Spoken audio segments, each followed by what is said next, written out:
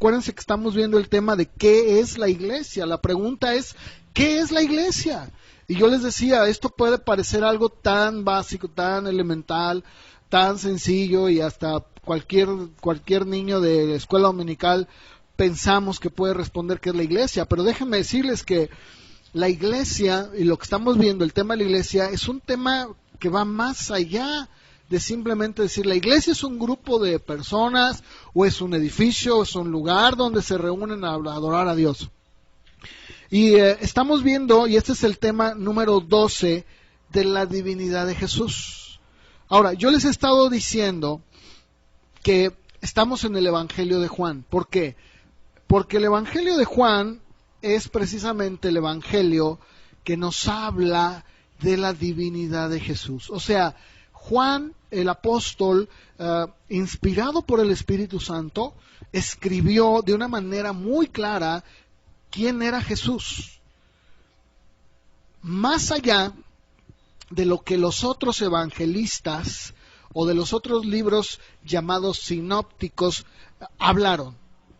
En Mateo, Marcos y Lucas vamos a encontrar a Jesús divino haciendo milagros, pero Juan nos pone ciertas señales y milagros que Jesús hizo en donde no nos deja lugar a dudas, sino que Él está tratando de que ustedes y sus lectores, a los cuales Él escribió su evangelio, pudiéramos entender y ver a Jesús como lo que Él es realmente, como el Hijo de Dios, como Señor y Dios y Todopoderoso.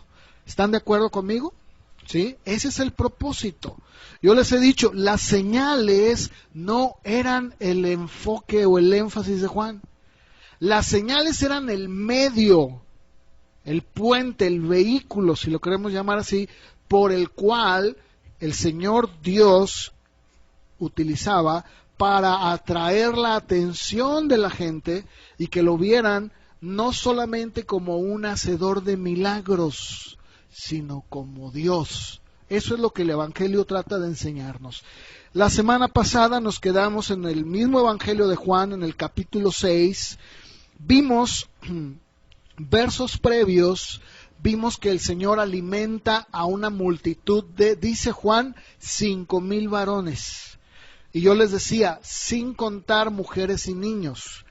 Estaba yo diciendo así, a grosso modo, daba yo una cantidad, ¿verdad? Diciendo, pues estamos hablando de alrededor de 10,000, más de 10,000 personas.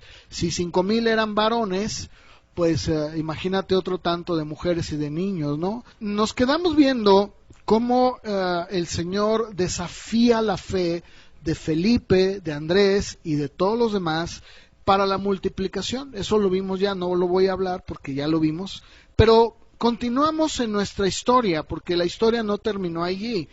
En el verso 16, cuando termina de dar de comer, si están ahí en el Evangelio de Juan 6:16, dice, al anochecer descendieron sus discípulos al mar. O sea, ya era oscuro, dice que estaban anocheciendo. Y entrando en una barca, iban cruzando el mar hacia Capernaum, o sea, iban a atravesarlo a la otra orilla. Estaba ya oscuro y Jesús no había venido a ellos. Y se levantaba el mar con un gran viento que soplaba. Cuando habían remado como 25 o 30 estadios, vieron a Jesús que andaba sobre el mar y se acercaba a la barca y tuvieron miedo. Mas él les dijo, yo soy, no temáis. Ellos entonces con gusto le recibieron en la barca, la cual llegó enseguida a la tierra a donde iban. Fíjense, vamos a ver poco a poco y verso a verso, en la medida de lo posible, esto que nos habla Juan. ¿Qué es lo que estamos viendo aquí? Bueno, vemos que hay algunos aspectos que Jesús realiza en esta escena. Primero de ellos, dice que anda sobre el mar. Esto es un hecho increíble, sorprendente, porque Él no suprime las leyes de la gravedad, no las suprime, sino que más bien las controla para su reino. Él dice que empieza a caminar, ¿verdad? Luego, número 2, nos dice que, aunque Juan no nos lo dice, pero otro evangelio sí nos lo dice, que Pedro también caminó sobre el mar. Otro aspecto es que el Señor se revela, se muestra ante los discípulos como el Señor de la tempestad, porque dice que en cuanto Él entra a la barca, la tormenta cesa. Juan no nos lo dice, pero los otros evangelios sí. Y también el último es que Él se muestra como el Señor que tiene dominio sobre las distancias, ya que el evangelio sí no nos lo este evangelio de Juan sí nos dice que en cuanto Él entra en la barca, dice que inmediatamente se encuentran ya en la orilla.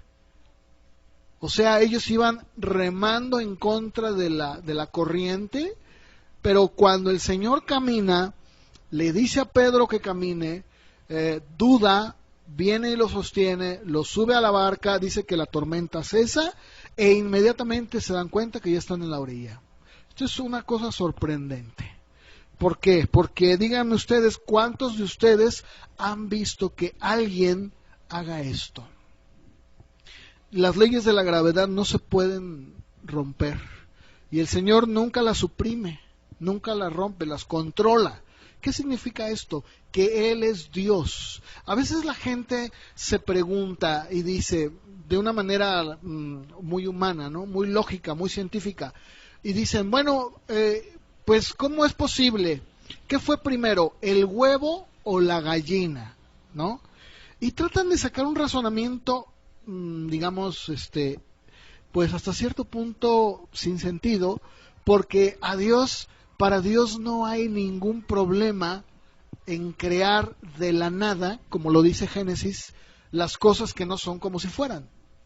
Para Él no hay ningún problema. De hecho, versos anteriores dice que Él de unos cuantos peces y panes multiplicó, de tal manera que incluso hasta recogieron 12 cestas llenas. Increíble. Muchas de las veces nosotros tomamos ya por sentado este tipo de situaciones y nunca analizamos el trasfondo, porque lo que el Señor está tratando de enseñarle a sus discípulos y a nosotros también es que Él tiene el poder sobre todas las leyes, sobre todas las situaciones, y Él es Dios sobre todo el universo, y Él no tiene ningún problema, ninguno, en simplemente dar la palabra y hacer que las cosas sucedan. Lo vimos la semana pasada, cómo Él le pregunta a Felipe, ¿de dónde les daremos de comer? No era que el Señor tuviera un problema de matemáticas o de finanzas, de ninguna manera. Dice, lo hacía para probarle, y eso yo ya lo hablé. Ahora, si nosotros vemos en Mateo 14:22, se nos dice, viendo el otro pasaje paralelo, o sea, viendo a los otros evangelios sobre esta misma narración, y vamos a ver cómo Mateo sí nos dice algunos aspectos que Juan no nos los dice, pero que vale la pena leerlos. En el verso 22 dice que ¿enseguida de qué?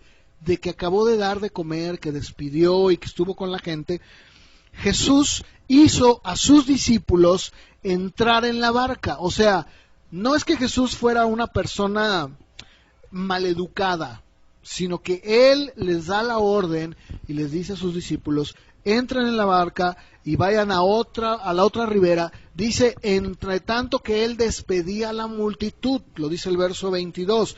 En el verso 23 dice, despedida la multitud, subió al monte a orar aparte, y cuando llegó la noche estaba allí solo.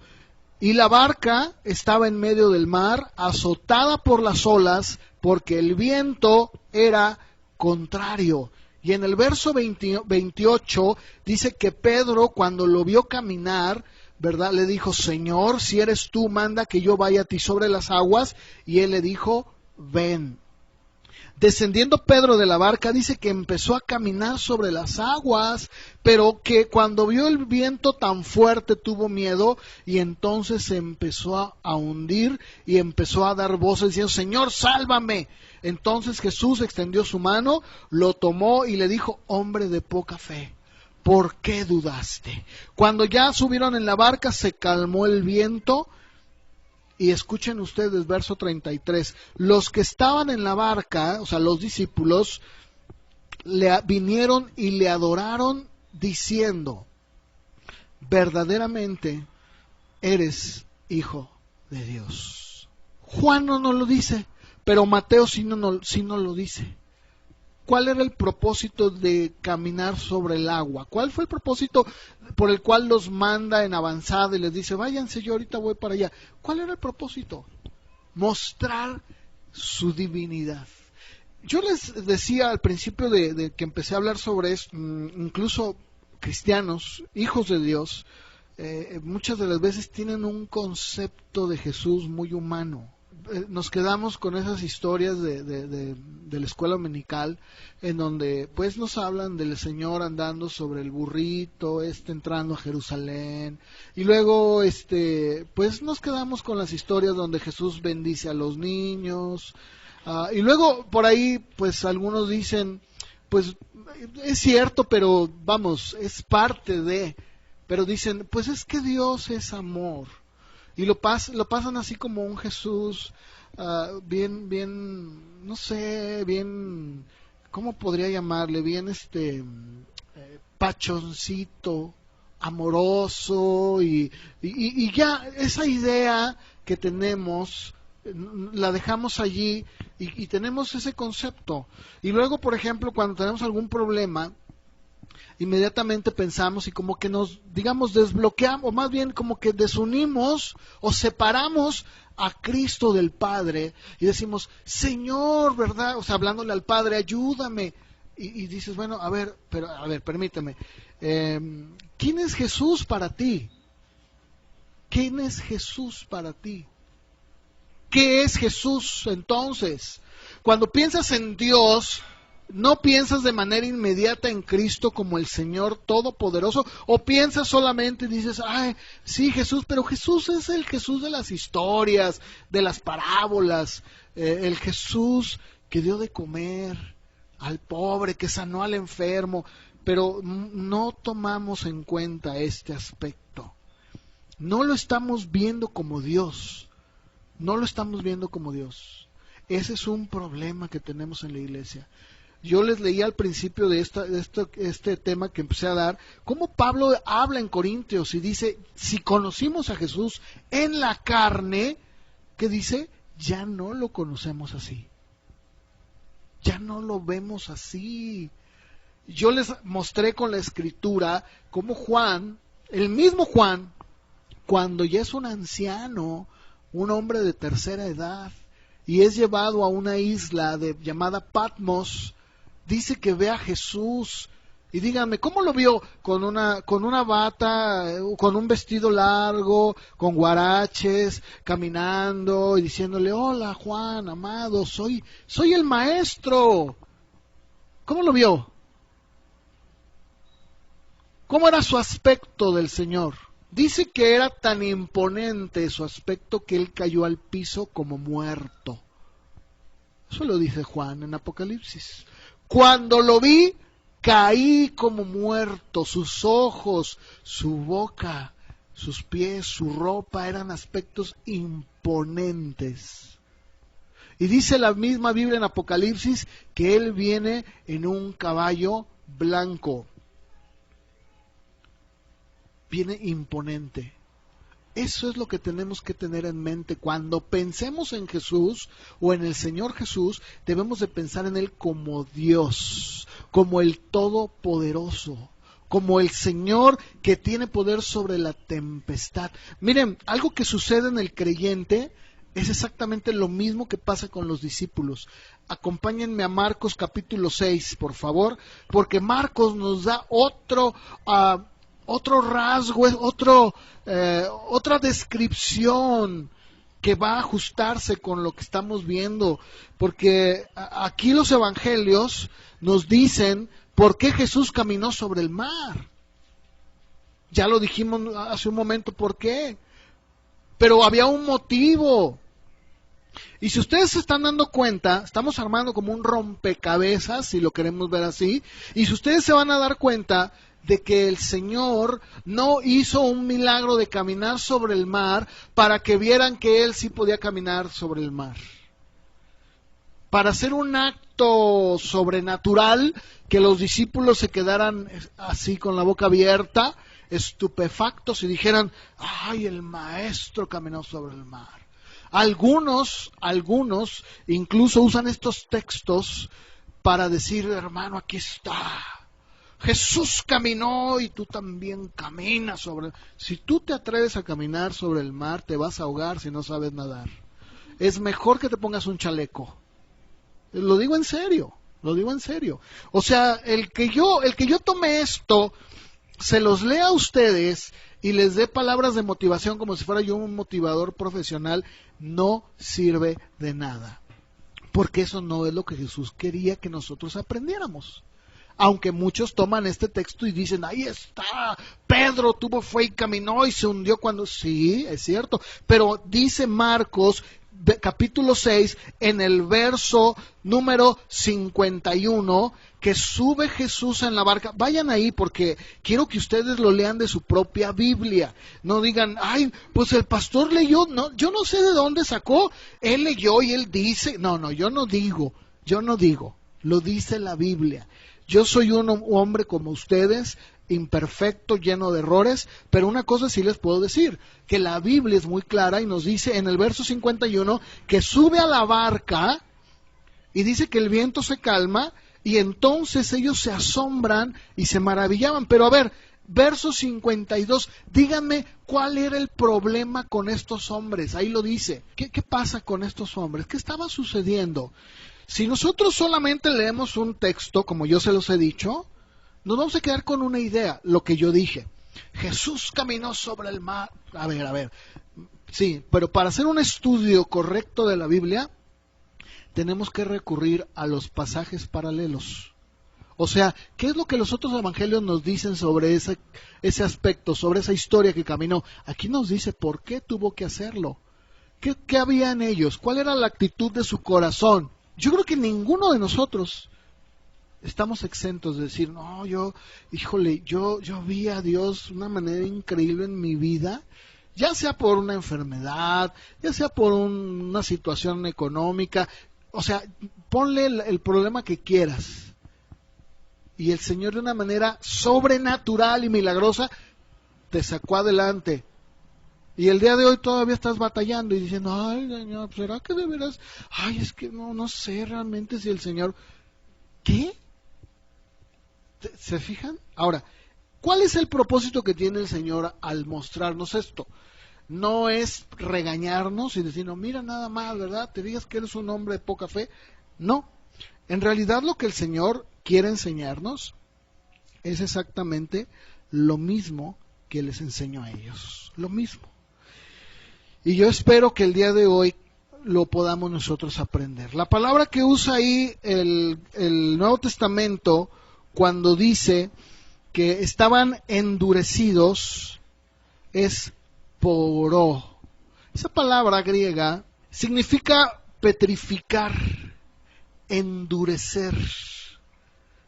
Habla de alguien que tiene un corazón duro, así petrificado, o sea, como cuando encuentran estos insectos en una piedra petrificada. ¿Cómo está? Ahí está injertada en la piedra y no lo puedes quitar, ¿no es cierto? Está ahí, ya es parte de la piedra. Bueno, ellos tenían el corazón duro completamente. Se les olvidó, se les olvidó el vino, o sea, cuando Jesús, no que se les olvidó el vino, sino cuando Jesús transformó el agua en vino. Se les olvidó lo del paralítico, se les olvidó la multiplicación. Y en este momento, viendo al Señor caminar sobre el mar, es algo que todavía no lo entendían. Pero yo te quiero decir algo, porque mi propósito hoy no es regañarte, no es ese.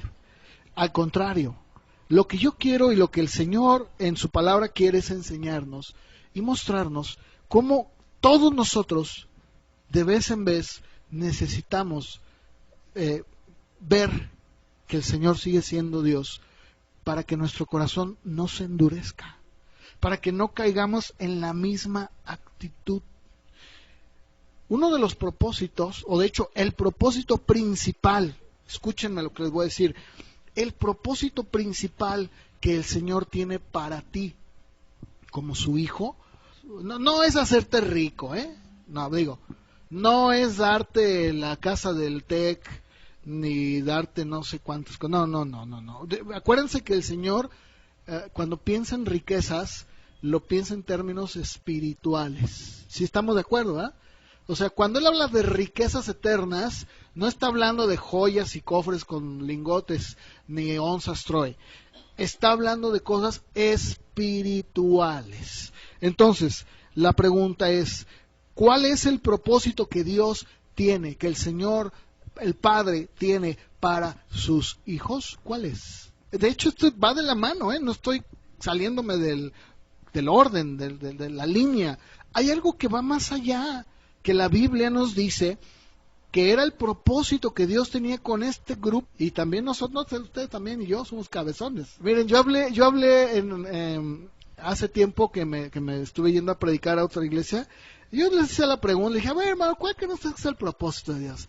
Y no, bueno, pues había variadas respuestas, pero vamos a Efesios capítulo 4, miren, ahí en Efesios capítulo 4 nos dice que el Señor, en el verso número 10, Pablo dice que el Señor descendió, o sea, que el mismo que descendió, o sea, porque descendió, ustedes saben que el Señor descendió, dice, es también el que subió, o sea, Él subió también, que está en el cielo, y está por encima de todo, ¿no? Llenando todo, o sea, Él llena todo, ¿estamos de acuerdo? Lo dice Pablo, verso 11, y Él mismo, ¿quién es Él mismo? Cristo, ¿verdad? Cristo constituyó a unos apóstoles, a otros profetas, a otros evangelistas, a otros pastores y maestros.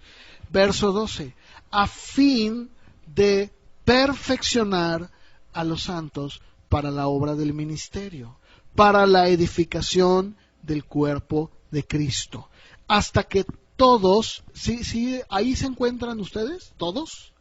¿O nada más les escribe a los efesios? No, todos, ¿verdad? Todos. ¿Sí estamos de acuerdo?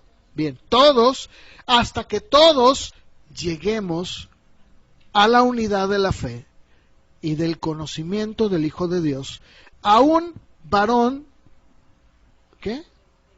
Perfecto, maduro, a la medida de la estatura de la plenitud de Cristo. ¿Con qué fin? Ahí lo dice el verso 14, para que ya no seamos niños fluctuantes, llevados por doquiera de todo viento de doctrina, por estratagema de hombres, o sea, por estrategias que hombres utilizan para engañar, utilizando con astucia las artimañas del error. Sino, dice en el verso 15, que sigamos la verdad en amor y que crezcamos en todo en aquel que es la cabeza. ¿Esto es quién? Cristo. De quien todo el cuerpo, ¿tú eres parte del cuerpo? Bien, entonces tú estás ahí. Todo el cuerpo bien concertado, junto y unido entre sí, por todas las coyunturas. Aquí Pablo está utilizando una figura, está utilizando el cuerpo y las coyunturas del cuerpo humano. Dice, se ayudan mutuamente, según la actividad propia, ahí sí habla de cada uno de ustedes que tiene una actividad propia, recibe su crecimiento para ir edificándose en amor. Entonces, la pregunta es, ¿cuál es el propósito que Cristo tenía con sus discípulos y cuál es el que tiene para nosotros? ¿Cuál es? Madurar, crecer, dejar de ser niños. Incluso acuérdense que Él les llegó a reprender, Él dijo, duros de corazón. ¿Cómo es posible que todavía no entienden? Felipe le dice, Señor, es que el Señor se está despidiendo, ¿no?, de ellos. Le dice, miren, me voy a morir y voy a resucitar. Y le dice Felipe, levanta la mano como Godínez, ¿no? Como Godín le dice, sí, Felipe, dime, 3 años contigo. ¿Ya has visto a Felipe? Ya, Señor, muéstranos al Padre y nos basta. ¿Qué? Felipe, el que me ha visto a mí, ha visto al Padre. ¿Se fijan cómo estamos igual también nosotros? ¿Sí se dan cuenta? Lo mismo. ¿Cómo? Sí, o sea, ¿quieres ver a Dios? Ahí está Cristo. Velo a Él. Él es Dios. Y no entendían. Ese es el propósito de Dios para nuestras vidas. Madurar, crecer. Vamos a ver Hechos 3, capítulo 3. Vamos rápido. Hechos capítulo 3. Hechos capítulo 3, verso 1. Cuando lo tengan me dicen, ¿ya lo tienen? Pedro y Juan, ¿quiénes iban? Pedro y Juan. ¿Es el mismo que caminó sobre el agua? Sí, ¿verdad? ¿Es el mismo que estaba haciendo el evangelio? ¿Escribió? Sí, ¿verdad? Sí, estamos de acuerdo. Bueno, Pedro y Juan subían juntos al templo, a la hora novena, la de la oración. Y era traído un hombre cojo de nacimiento, a quien ponían cada día a la puerta del templo que se llama La Hermosa, para que pidiera limosna de los que entraban en el templo. O sea, el cojo, cuando vio a Pedro y a Juan que iban a entrar al templo, les rogaba que le diesen limosna. Pedro con Juan, fijando en él los ojos, le dijo, míranos. Entonces él estuvo atento, les estuvo atento, a ver, ¿verdad? Ay, pues a ver qué me irán a dar, ¿verdad? Un billete, bueno, no había billetes, pero una monedota grandota, esperando que recibir algo de ellos. O sea, él esperaba recibir dinero, ¿no? Mas Pedro le dijo, el mismo Pedro que caminó y dudó, sí, ¿verdad? El mismo. Pedro le dijo, no tengo plata ni oro. Fíjense cómo ellos no negociaban con la gente. ¿Se fijan? Como hoy. Hoy muchos predicadores no pueden decir no tengo oro. Si tengo mucho oro y tengo mucha plata. Bueno, ellos dicen no tengo, estoy pobre. Pero lo que tengo te doy. Fíjense, que es lo que muchos no pueden decir hoy, ¿verdad? En el nombre de Jesucristo de Nazaret, levántate y anda. Y tomándole por la mano derecha le levantó, y al momento se le afirmaron los pies y tobillos, y saltando se puso en pie y anduvo. Y entró con ellos en el templo andando y saltando y alabando a Dios, y todo el pueblo le vio andar y alabar a Dios, y reconocían que era él el que se sentaba a pedir limosna a la puerta del templo de La Hermosa, y estaban llenos de asombro y espanto por lo que había sucedido. Y tenían tomados a Pedro y a Juan, el cojo que había sido sanado, y todo el pueblo estaba atónito, y concurrió a ellos al pórtico que se llama de Salomón. Y escuchen lo que dice Pedro. Pedro, cuando vio esto, le respondió al pueblo, varones israelitas, ¿por qué se maravillan de esto? ¿Por qué ponen los ojos en nosotros como si por nuestro poder o piedad hubiésemos hecho andar a este? A ver, ¿es el mismo Pedro? ¿Es el mismo? ¿Qué cambió? ¿Qué hubo en él? ¿Qué ven ustedes en este Pedro? Y en Juan, obviamente, ¿no? Maduraron, ¿verdad? Ya no decían, ay, Señor, oro por él, ay, pero no sé, no sé, es que, ¿tú cómo ves, Juan? Ay, no sé, ¿estará con nosotros el Señor realmente? Pues no sé, pero yo estoy contigo y tú conmigo, entonces pues estamos bien, ¿no? No, Hechos 4:13, vean lo que dice, Hechos 4:13, ¿qué era lo que vieron en ellos? Endurecimiento de corazón. Ay, no, yo no creo que Dios los haga. No, yo creo que Dios, ¿verdad? No, ¿qué vieron? Dice que vieron en ellos denuedo. En otras versiones, no sé cómo lo diga, o sea, me refiero versión palabra de Dios, o Dios habla hoy, o alguna otra versión, osadía, muy bien. ¿Qué es una osadía? Atrevidos, ¿verdad? Seguros. Y luego dice que ellos sabían que eran hombres sin letras. O sea, no habían ido a una escuela de rabinos. Eran unos analfabetas, no porque no supieran leer y escribir, porque Pedro y Juan escribieron. Acuérdense, Pedro escribió 2 epístolas y Juan escribió los evangelios y Apocalipsis, sabían escribir y leer. Lo que está aquí diciendo es que en cuanto a lo que se refiere a una escuela de rabinos, en cuanto a un diplomado, no tenían ellos una credencial, no tenían una vestimenta, ¿verdad? No decían soy apóstol, soy profeta, ¿verdad? No, sencillos, nunca veían nada, veían así gente sencilla. Dijeron, oye, pero pues estos son gente pescadores, son gente del... No se les ve el atuendo así, ¿verdad? No, pero sin embargo dice que se maravillaban y dice Reina Valera, y les reconocían que habían estado con Jesús. ¿Se fijan? ¿Qué es lo que decía Efesios? Que todos tenemos que llegar a dónde? A la estatura de Cristo, a un varón perfecto, maduro, como Cristo. Y ellos veían a Cristo en ellos. ¿Se cumplió el propósito del Señor? Sí.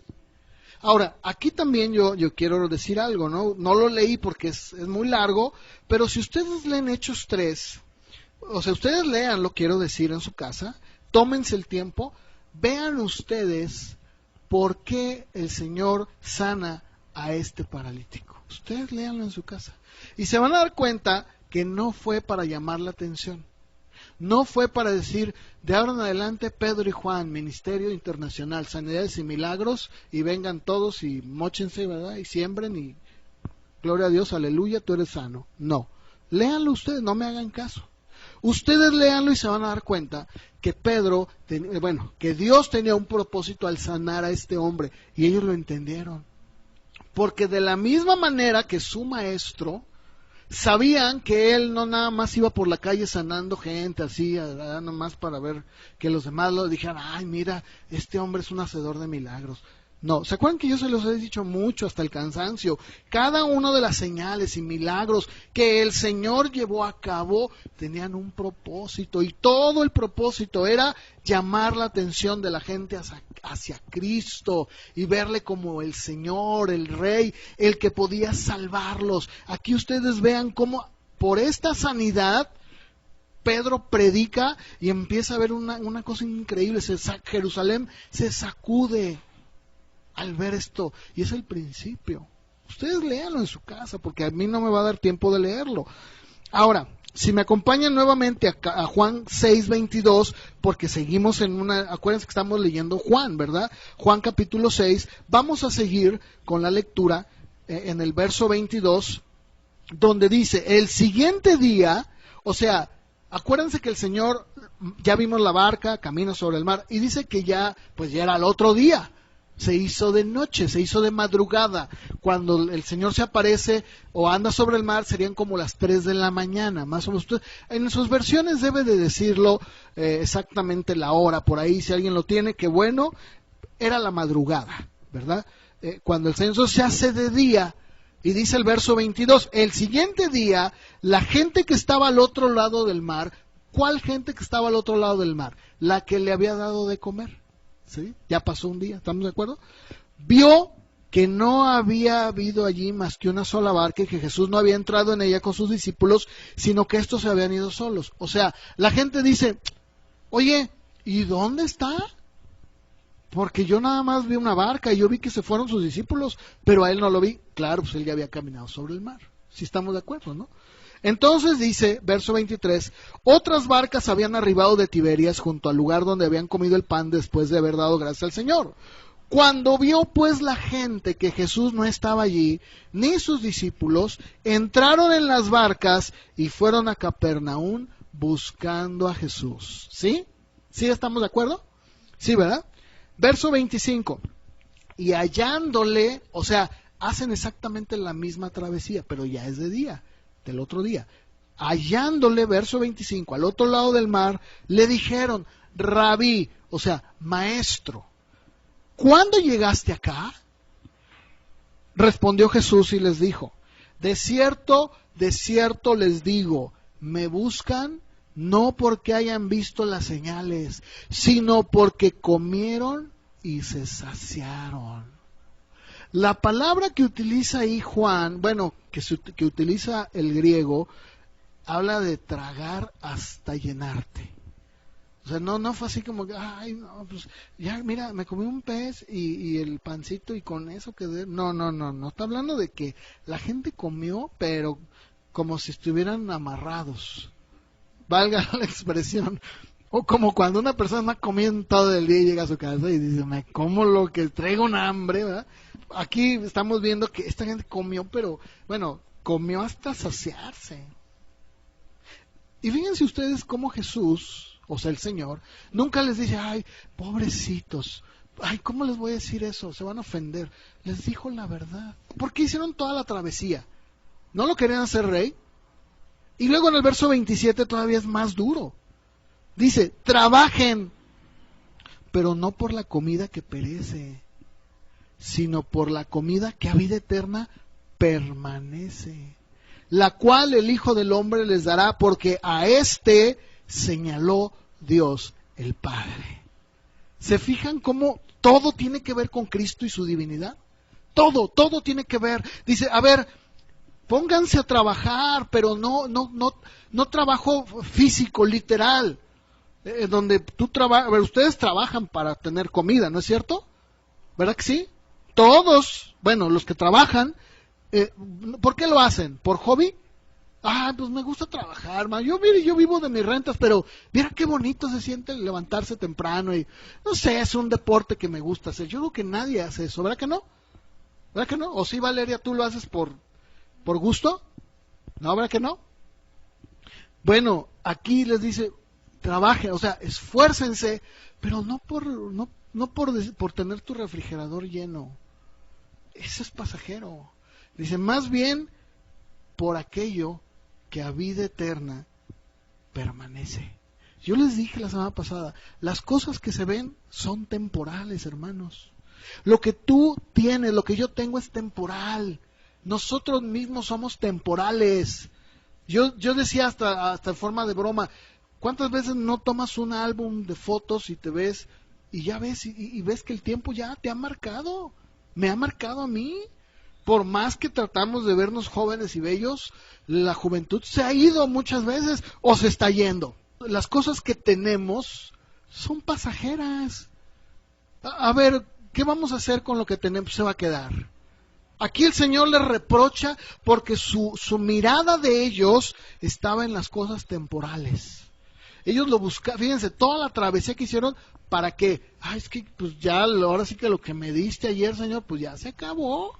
Pues ya el estómago, ¿verdad? Dice Yetro, tengo hambre, mucha hambre, dice, me muero de hambre, decía él, ¿verdad? Bueno, ellos decían, me muero de hambre, a ver, tráiganle al maestro unos pececillos para que ahorita otra vez tengamos una, pero nos hartemos, ¿verdad?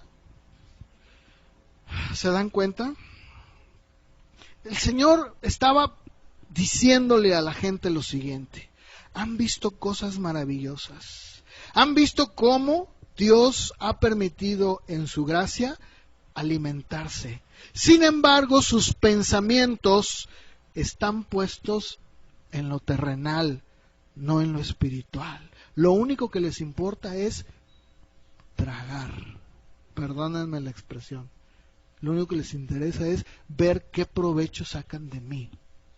¿Sí? ¿Están ustedes tan ocupados pensando en su estómago que no se acuerdan de su alma? Y eso es algo que ustedes deben tener cuidado, ¿eh? Yo les digo un consejo, ¿verdad? Piensen más en las cosas espirituales. No estoy diciendo que dejen de trabajar. No. Lo que estoy diciendo es que piensa un poquito más en las cosas eternas.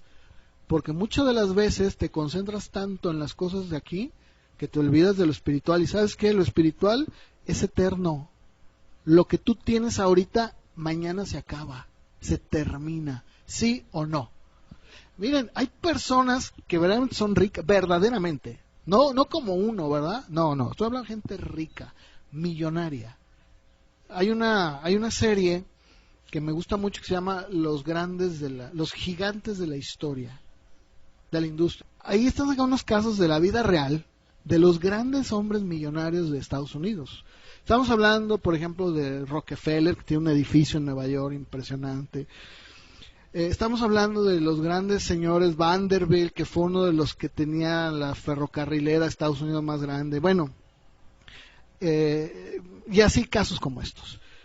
Pasan casos en donde de la noche a la mañana, de tener acciones, se están yendo a la bancarrota. Y tienen que hacer algo así, mira. Yo admiro su sagacidad, que son gente así, miren. Pero ¿de qué te habla eso? Que las cosas materiales se van. Y estoy hablando de gente millonaria, no estoy hablando de nosotros. En toda esta serie me gusta porque es bien increíble, ¿no? Cómo pensaban. Pero en toda esta serie te demuestra cómo piensa el mundo. ¿Y el mundo en qué piensa? En eso. ¿En qué estaban pensando ellos? En eso. ¿Por qué seguían a Jesús? Pues porque me dio de comer. ¿Sí? Y todo va de la mano. Todo va de la mano. En una ocasión, la historia dice que el gran Napoleón estaba con un amigo en su palacio y estaba muy oscuro. Entonces dice que Napoleón pues, era un hombre pequeño, ¿no? De estatura. Fue a la ventana y miró hacia afuera y dice que empezó a ver el cielo lleno de estrellas. Hermoso, ¿no? Y entonces le preguntó a su amigo, que era miope, o sea, no veía bien, le dijo, ¿puedes ver el cielo tan hermoso? Y el amigo volteaba y decía, pero así los ojos chiquitos, ¿verdad? O jalándolos como chinito para ver. Bueno, los que son miopes saben de lo que estoy hablando. Y le dijo, no. Y Napoleón le dijo, esa es la diferencia entre tú y yo. El que está atado a la tierra no vive más que media vida. Pero el que está vivo de veras y que tiene una visión clara, mira al horizonte y ve a las estrellas. Ahora, esto lo estoy tomando como un ejemplo. Nunca dije Napoleón fue cristiano. Lo que estoy diciendo es tomando este ejemplo de la vida real de Napoleón, aplicándolo. ¿Y sabes que así pasa con muchos cristianos? Su vida está, ¿sabes en qué está centrada? Aquí, así mira, también así. Mi perrita, ¿verdad? La Poli, esa perrita, tú le hablas, le dices, Poli, ven, y ya sabes, ¿no? Va a la cocina. Está así, mira. ¿Saben por qué? Porque sabe que tú le vas a aventar. No está así. A veces se levanta, pero casi no está así. Y ve que cae, y de aquí, y ahí se queda. Dice, ¿a dónde hay más? ¿No? Así están muchos. Muchos están así. Ay, a ver, Señor, pues no te digo que me des, ponme donde hay, dice, ¿no? No. Necesitamos nosotros entender que el Señor, yo lo leí la semana pasada, el Señor dijo, ¿por qué se afanan por la comida? ¿Por qué te afanas por el vestido? ¿Por qué? Ve los lirios, mira, usó ejemplos tan básicos, tan elementales, que cualquier hombre de campo, cualquier hombre sin letras podía entender. Decía, oye, pues sí es cierto, mira los lirios. A ver, ¿quién se preocupó en sembrarlos? Nadie. Solitos nacen, y así como nacen se mueren. Pero a un Salomón, con toda su gloria, nunca jamás se puede comparar a un lirio. Pues otro ejemplo, las aves. A ver, las aves, ¿cuándo las ves que estén ahí con el monedero? Ay, no me alcanza. Tengo que buscar otros 3 trabajos para que me alcance. No, las aves, dicen, no siembran, no hilan. Y sin embargo, dice que su padre les da de comer todos los días. Todos los días. Vamos a Isaías 55, por favor. Isaías 55. Fíjense lo que el Señor dice aquí en Isaías 55. ¿Ya lo tienen? Verso 1. Todos los sedientos vengan a las aguas. Los que no tienen dinero, ¿ustedes no tienen dinero? No, yo tampoco. Bueno, vengan, compren, coman. Vengan, compren vino y leche sin dinero y sin costo alguno. Pregunta, ¿por qué gastas dinero en lo que no es pan? ¿Y tu salario en lo que no sacia? Escúchame atentamente y come lo que es bueno. Se deleitará tu alma en abundancia. Inclina tu oído, ven a mí. Escucha y vivirá tu alma.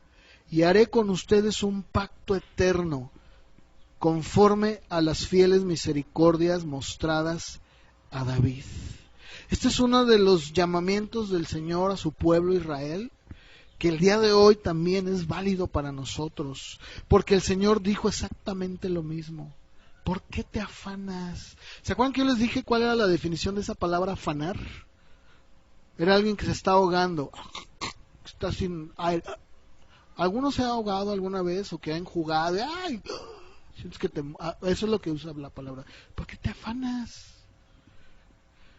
Ahora, ustedes saben como yo que hay dos tipos de hambre, ¿no es cierto? Sí, ¿verdad? La física y la espiritual.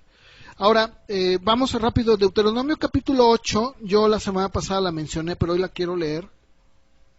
Porque, ¿saben ustedes que el hambre física se puede saciar, ¿no?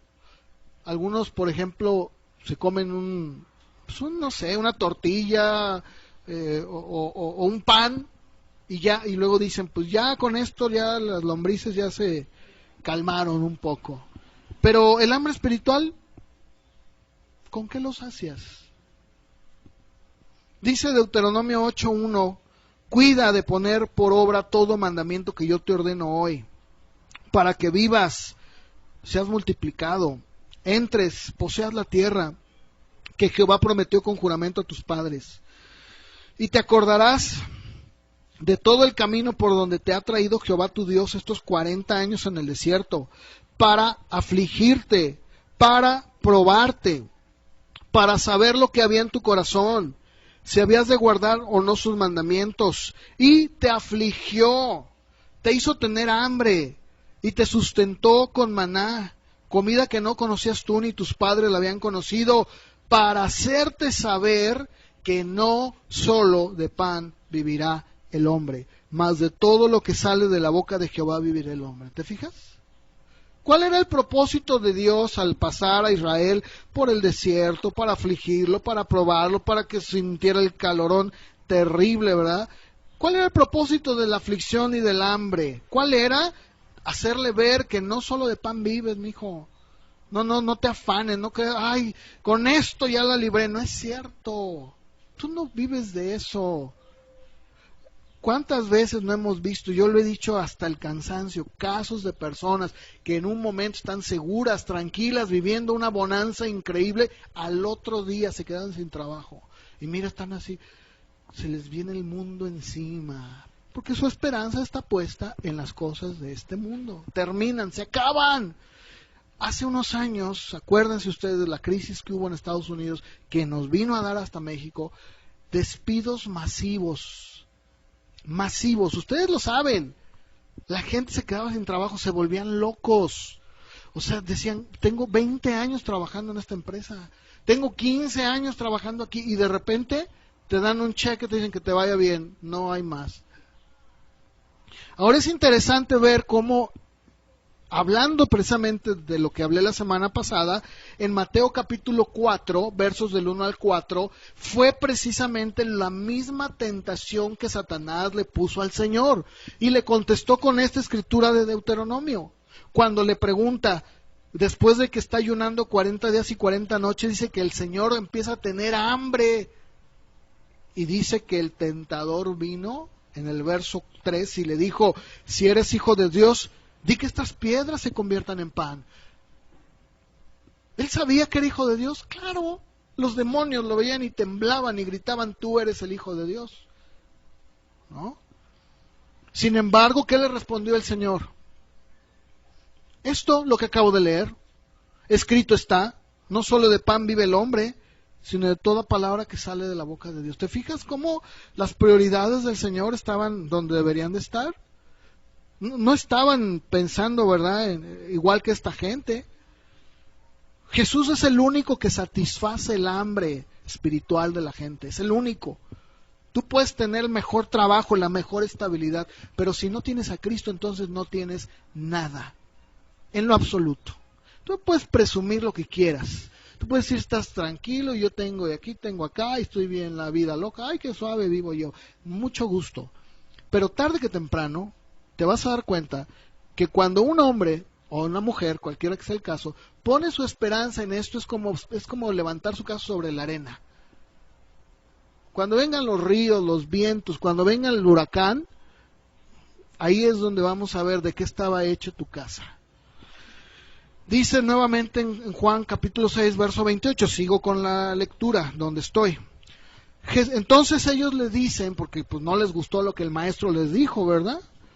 Pero le preguntan, ¿qué debemos hacer para poner en práctica las obras de Dios, porque les dice, trabajen, pero no trabajen por la comida material, sino espiritual. Y le preguntan, bueno, entonces, ¿qué debemos hacer? ¿Qué le responde? Verso 29. Esta es la obra de Dios, que creas en el que Él ha enviado. Es exactamente lo mismo que el día de hoy el Señor pregunta, responde. El tema que estoy tratando y el tema que la Biblia trata y Juan trata es, veamos al Señor como ¿qué? Dios. Creamos en Él como ¿qué? Como Dios. ¿Qué les está diciendo? Cree en mí. Cree en mí. Cree en el que Dios ha enviado. Yo soy al que Dios ha enviado. Yo soy el Mesías. Dice Juan 1:18, nadie ha visto a Dios. Nadie lo puede ver. Al Padre. Pero ¿alguien quiere conocer al Padre? Ahí está Cristo. Él es el reflejo del Padre. Es tan sencillo y tan difícil. Porque la gente, pero ¿cómo? Es exactamente la misma reacción que esta gente. ¿Verdad? ¿Qué? ¿Cómo? ¿Creer en ti? Es que ¿cómo, verdad? La gente, ¿saben cuál era el pensamiento de esta gente? Así, y los vamos a leer. Cuando Jesús empezó a hablar de obras y de trabajo, ¿saben qué era lo que, así, pero de automático vino a la mente de ellos? Pórtate bien. Cumple con las ordenanzas, no dejes de hacer esto, no dejes de hacer aquello. Los judíos tenían esta idea, este concepto de que la humanidad se dividía en tres clases, ¿verdad? Los buenos, los malos y los de en medio. Y ellos decían que si los malos hacían cosas buenas, pasaban a la categoría, ¿verdad?, de ya no ser tan malos. Dicen, no, bueno, si tú te portas bien, si tú guardas la ley, si tú vas a la iglesia, si tú le hablas a todos, si cumples, no, pues ya con eso, ¿verdad? Eso es lo que Dios quiere de ti. No. Lo que Dios espera es que creamos en aquel que Él ha enviado y que como consecuencia, que lo veamos como Señor, como Dios, a quien nosotros nos rendimos y obedecemos. No es nada decir, creer, ya creí, perfecto. Paso número 2, danos de comer, ya creímos en ti. No, el decir que crean en el que Él ha enviado era literalmente abrazar y ver a Cristo como Dios y decir, Señor, creo en ti. Y de hoy en adelante te sigo y te sirvo nada más a ti. No era nada más un aspecto de creer, porque veíamos la otra vez, decía Chava en lo que él está compartiendo, que la fe por sí misma no es suficiente, no puede ser. Dice Santiago, los demonios creen y tiemblan. A ver, ¿y a poco son salvos? No. ¿Se fijan cómo esto tenía que ver más con su deidad? Tenía que ver con su señorío en la vida de la gente. Pero la pregunta es, ¿la gente estaba dispuesta a verlo a Él como Señor? No. Ustedes sigan leyendo. Vamos a seguir leyendo. Aquí en Juan, donde estoy leyendo yo. Juan 6:29, estoy ahí leyéndolo. Y vamos a ver si ellos entendieron esto. ¿Será que realmente entendieron? No, pues ya entendí, ya fue bien claro. ¿Qué acababa de hacer ayer? Acaba de hacer una obra milagrosa. O yo no sé cuántos de ustedes pues se encuentran con personas que multipliquen de esta manera. Yo nunca lo he visto. ¿Qué era lo que ellos realmente estaban de fondo? ¿Qué es lo que le estaban diciendo? ¿Qué era lo de fondo? Porque así cuando lo leemos le preguntan, bueno, y pues ¿qué haces? ¿Qué señal haces tú para que te creamos? Y todavía le dicen, ¿qué obra haces? Por Dios, ¿cómo es posible? Pues sí es posible. Ellos no querían un compromiso con Jesús. No lo querían. Voy a dejar aquí porque la semana que entra vamos a empezar a entrar a este diálogo. Porque ellos le preguntan, ¿nuestros padres comieron el maná en el desierto? Como está escrito, les dio a comer pan del cielo. Oigan, están hablando con el Señor del maná. En realidad, ellos no les interesaba Cristo como Señor, no les importaba reconocerlo como Mesías. Es más, no tenían ni siquiera el más mínimo interés de someter sus vidas a Él. No les importaba. Lo vamos a ver la semana que entra, porque resulta que muchas personas, de la misma manera, creen como el joven rico: Señor, ¿qué tengo que hacer para heredar la vida eterna? Dice que el Señor le dijo, pues guarda los mandamientos. Todos los he guardado desde que soy un joven. Pregúntame. Mira, me sé Génesis, Éxodo, Levítico, hasta cantada me la sé.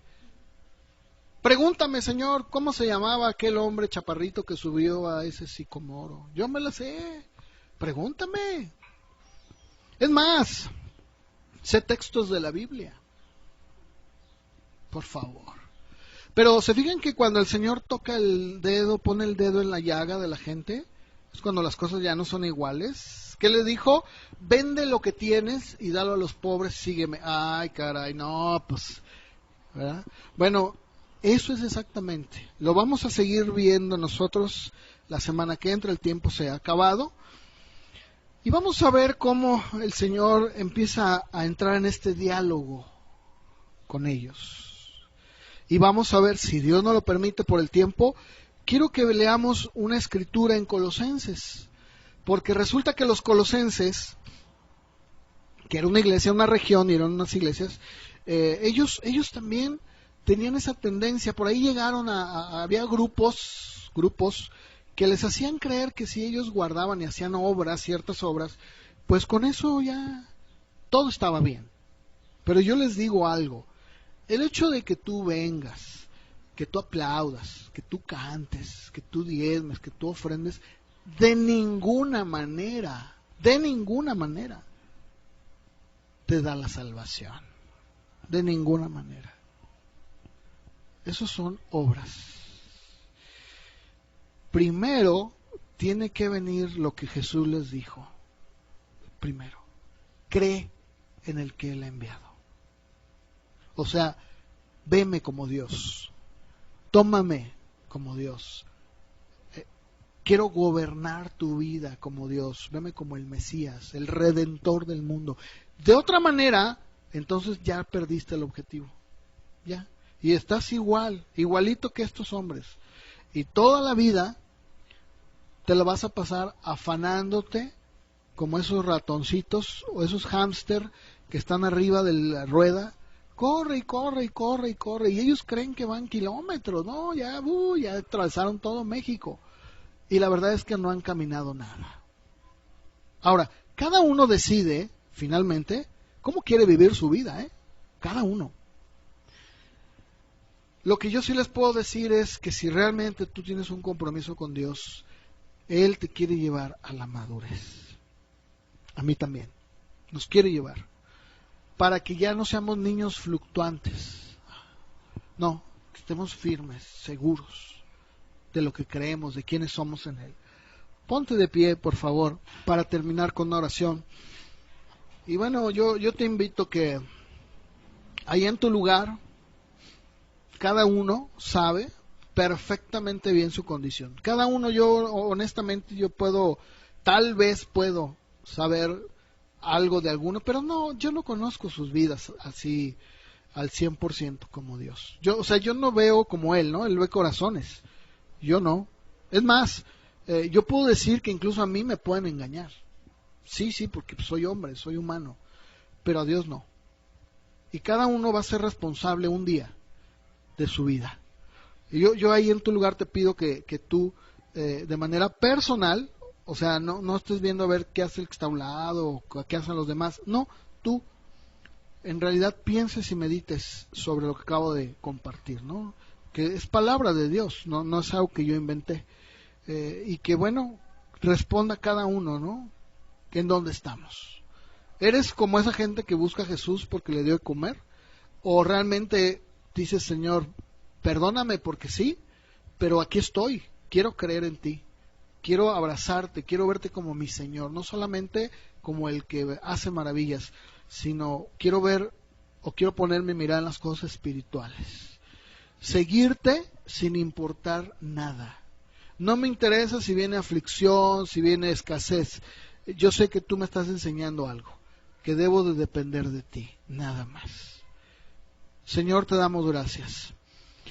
Cada uno, Señor, responderá. Cada uno. Incluso hasta en el silencio respondemos. Yo, Señor, desconozco el corazón. Yo desconozco las intenciones. Yo no sé, pero tú sí, Señor. Y tú que conoces y escudriñas el corazón del hombre, Señor, puedes ver lo que cada uno está pensando. ¿Qué intención tienen? ¿Qué es lo que quieren? ¿Es realmente verte a ti como el pan de vida, como lo vas a demostrar? ¿O simplemente como el que me satisface el momento, me responde lo que necesito, pero no quiero tener un compromiso con él? Cada uno responderá.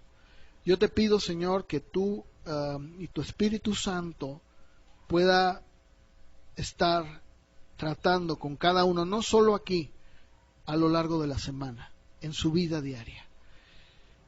Gracias te doy y te pido, Padre, que bendigas, Señor, la vida de cada uno y que esta palabra quede con cada uno, Señor. Guárdanos, Señor, al salir, sé con nosotros y también con el resto de la semana que va a empezar. Te lo pido, Señor, en el nombre de Jesús. Amén.